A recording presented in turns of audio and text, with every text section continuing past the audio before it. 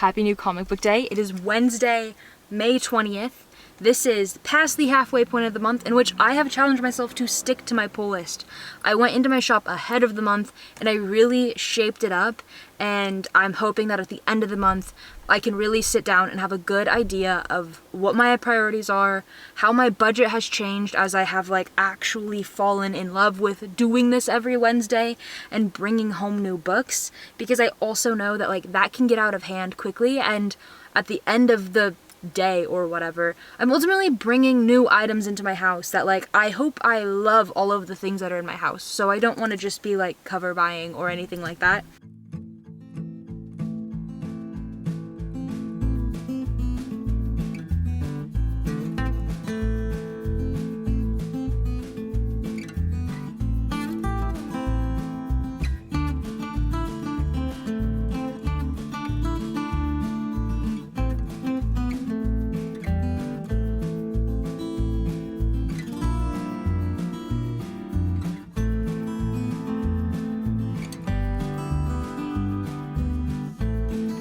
Okay.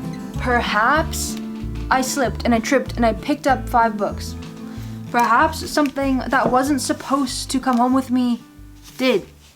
First up, my most anticipated pickup of this new comic book day, Neighborhood Watch issue 2. This is by Sarah Gailey. Issue 1 knocked my socks off. I have been excited to read something by Sarah Gailey after hearing nonstop about them at my local queer book club at my public library.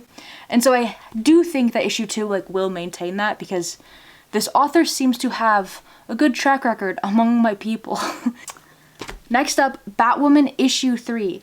This is interesting because it feels familiar to other Batwoman stuff that I've read, and I feel like we are just waiting to see this take off and be a little bit more unique. That's my take on it with the Batwoman that I know and the Batwoman that I have read, and maybe issue 3 is kind of where we start seeing that happen. With my very limited Bat family knowledge, how common and prevalent are the owls in all of these Bat stories? Because between reading Court of Owls and then the Nightwing Rebirth first trade that I picked up, and now Batwoman, I am 3 for 3 on owl appearances. Is that normal Bat behavior? Can somebody tell me if that is a common reoccurrence in Bat stuff, or am I just on a streak here? We are going into the Marvel books, and I have Alias issue 3, which is bagged, so I guess let's see. It always feels kind of silly to take the bag out of the bag and board situation to open it, but here's what the cover is looking like. Very traditional classic Alias art style. Whereas last month I grabbed a variant, which was really cool, by the way, but I do like that these seem to be paying homage to the original Alias run. Here we have it. She's beautiful, actually. This is a gorgeous cover. I am stoked on this series.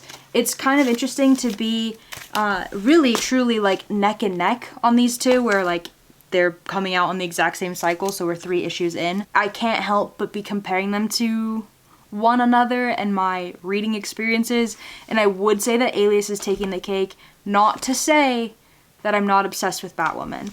I'm just really interested in how this is gonna go between Jessica and Luke. And I will say, Typhoid Mary as a character does not do it for me, but Typhoid Mary as a character who annoys the shit out of Jessica Jones does do it to me, and I can't wait to see that implode. If this is a 6-issue run, we're halfway there now. And for the final book that was on my pull list this week, issue 29 of The Amazing Spider-Man, issue 28 blew me away. I had such a great time reading that, and honestly, it might have been my favorite ASM issue since I have been pulling ASM from that most recent reboot #1 starting point. We're seeing creative team switch ups here, and I'm kind of here for it. Issue 28 really just was heartwarming. It was funny. It reminded me why I like this whole thing that I'm doing here with Peter Parker. I will say it's kind of nuts to be pulling $10 of ASM a month for it to be either a hit or a miss, you know? There are just some arcs that I haven't loved, And there are other issues that I really, really, really, really enjoy and find like important to have in my collection. Witness the Birth of Spore, an Amazing Spider-Man. Issue 29, Legacy 993. So we're getting a fresh villain on that countdown to 1000, and I'm here for it.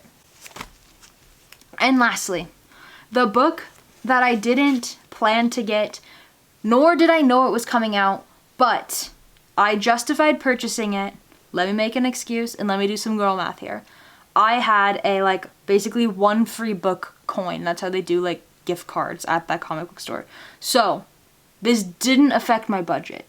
And then 2, somebody here actually in the comment sections, when I mentioned how much I loved issue 28 of ASM, said, hey, 258 of Venom is gonna kind of be them rounding out Death Spiral in this series. And this is part of a story that I've invested a lot of time and anticipation in, so I'd love just like one more little tidbit of it paying off.